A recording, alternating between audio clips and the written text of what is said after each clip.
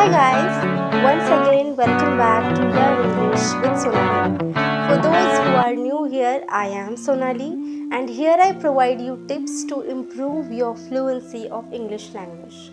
So guys, how are you? So I hope that you have watched my previous video which was about why grammar is necessary to learn English language. Today in this video we are going to play a game, and while playing that game we are going to improve our English language. So today in this video we are going to play a small game, and in this game we have few sentences. I have taken few sentences, and in these sentences you have to find that what is the error. Okay, so in each sentence there is a error and you have to find that error. Okay, so we are going to see these sentences one by one, but while watching this video you can pause the video and see, or you can try to find out that what is error by yourself. So let's start with the first sentence. So first sentence is she don't like to play football in the evening. Can you tell that what is the error in this sentence? As I said that you can pause the video and try to find out the error in this sentence. Okay, so I'm solving it. So here is, I found the error. She don't. Okay.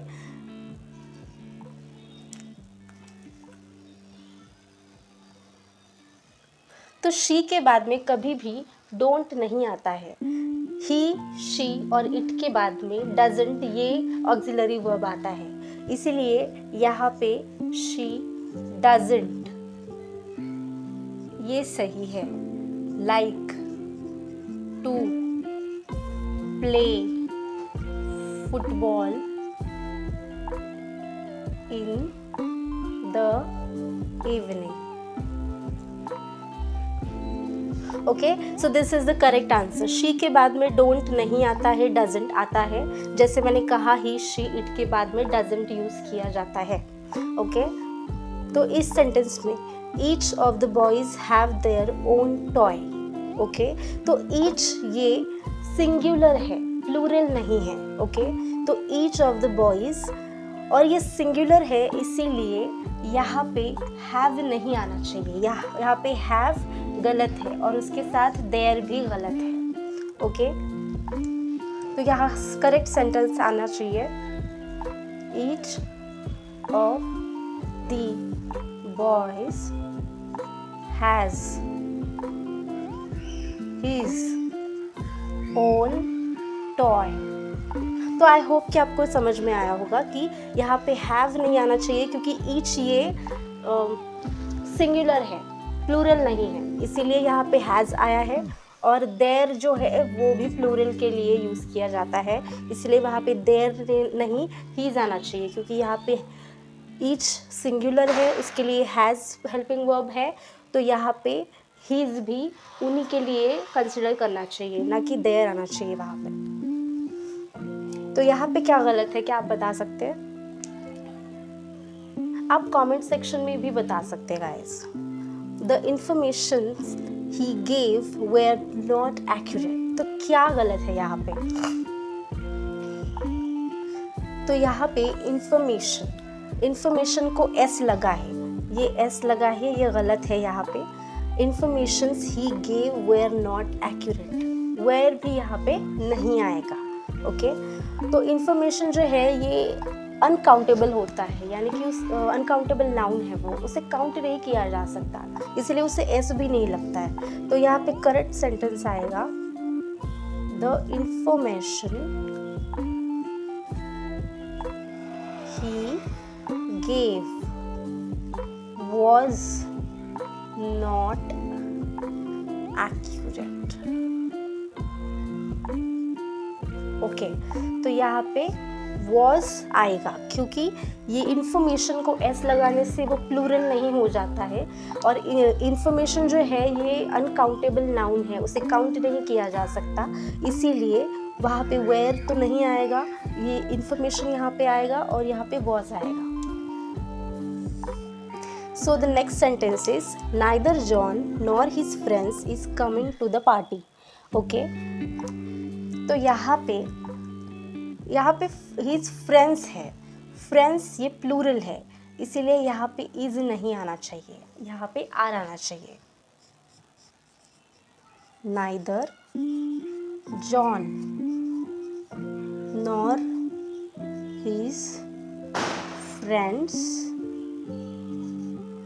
are coming to the party. Okay. तो next sentence है he has been working in this company since 5 years. तो यहाँ पे क्या गलत है? यहाँ पे गलत है since. यहाँ पे since नहीं आना चाहिए, क्योंकि since हम ये बताने के लिए यूज़ करते हैं कि किसी सन से, यानी कि किसी साल से वो वहाँ पे कर रहे हैं, यानी कि specifically I have been working here since 2000, I have been working here since 2015, 14, इस तरीके से ईयर के पहले. जब यहाँ पे पीरियड ऑफ टाइम बता रहे हैं ये ईयर में है, तो यहाँ पे फॉर यूज़ किया जाना चाहिए.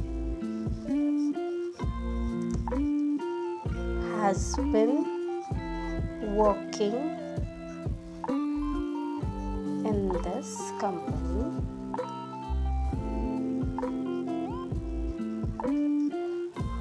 for 5 years, यानी कि 5 साल के लिए वो वहाँ पे काम कर रहे हैं, 5 साल हो गए वो वहाँ पे काम कर रहे हैं. अब यहाँ पे नेक्स्ट सेंटेंस है. आई होप गाइस कि आपको समझ में आ रहा है that which errors are there in these sentences, and I hope that you are doing it by yourself while watching the video. Please pause the video and try to find out the error by yourself, so it will help you to improve your English language. So next sentence है I and my sister are going to the market. So what is the error in this? यहाँ पे ये error है यहाँ पे. Okay. तो आई जो है वो कभी भी सेंटेंस में किसी भी पर्सन के बाद में यूज़ किया जाता है, और इसीलिए यहाँ पे my sister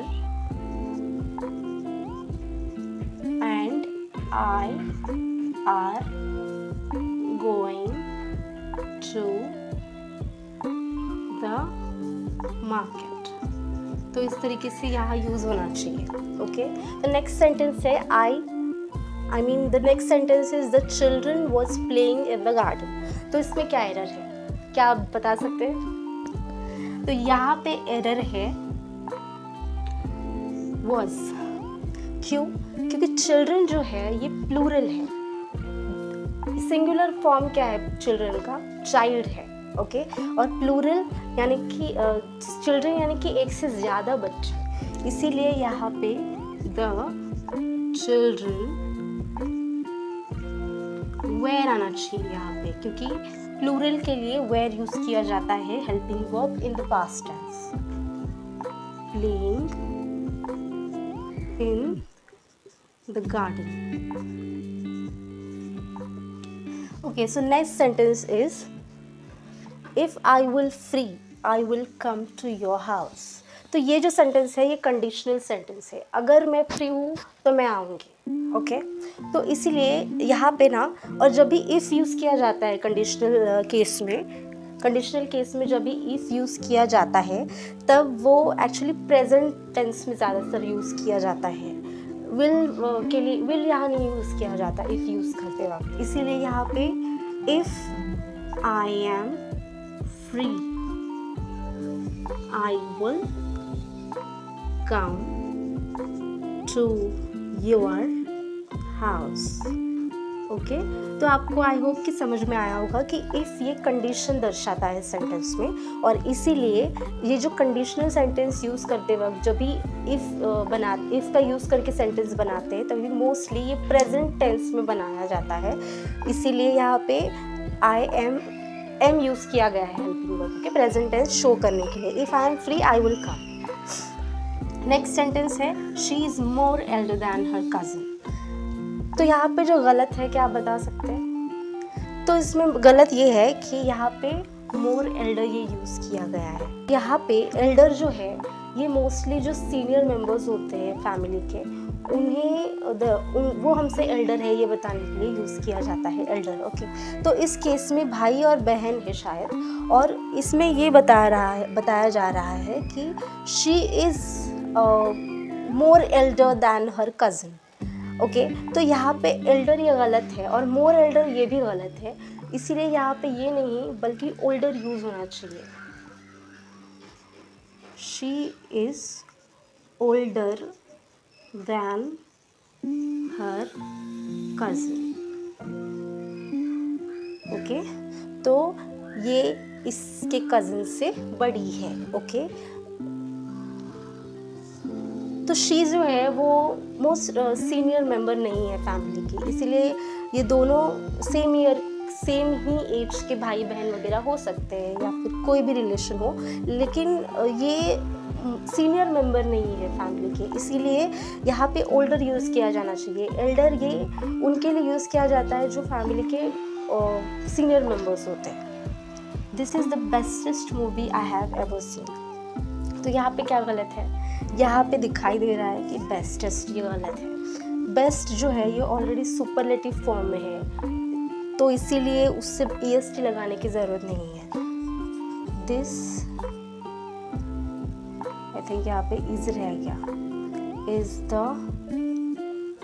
best movie I have ever seen. Okay,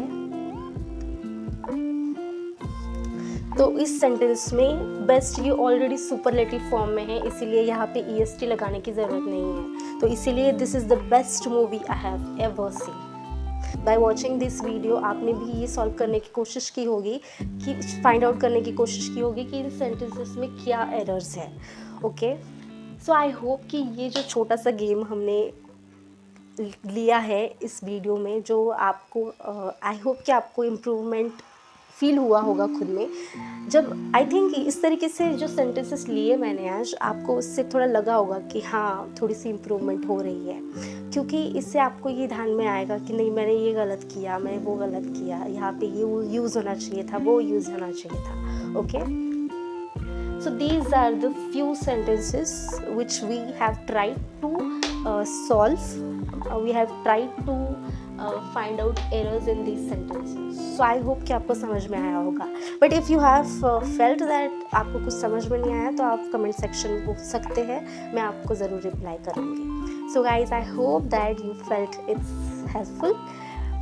सो आप चाहे तो कॉपी में भी लिख लीजिए खुद ये सेंटेंसेस और खुद सॉल्व करने की कोशिश कीजिए। Okay, so if you have any doubt you can ask me in the comment section. So guys, I hope it will help you. So let's meet in a next video with the new topic. Until then, bye bye.